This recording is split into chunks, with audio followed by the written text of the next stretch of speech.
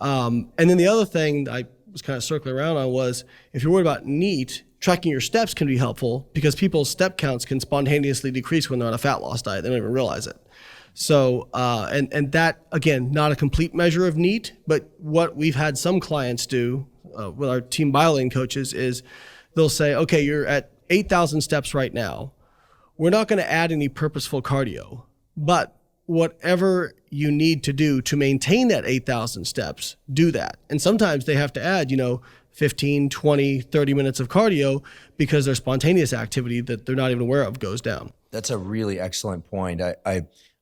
I've heard, the 10,000 steps per day number was, we all heard that. And then I learned that 10,000 was just kind of thrown out as an arbitrary number. Sort of like the 8-hour intermittent fasting thing. There's a story behind that. Because I actually spoke to Sachin, and it turns out that the graduate student in his lab that did that initial study, which was on mice, by the way, was limited to being in lab for about 8 hours by their significant other. So the 8-hour feeding window is actually the consequence of this person's relationship. That is a really great point that people don't realize when a lot of people will try to copy like scientific studies. And I'll tell people, like, listen, scientific studies are so confined. You need to be very careful with how broadly you apply what's in there, right? Like they're a very big hammer is kind of the way I look at it. Okay. They're not a scalpel. They're a big hammer.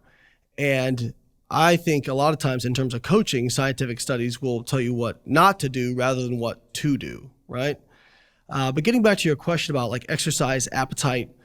So first off, I'm not really aware if there's evidence showing like differential effects of different forms of exercise on appetite.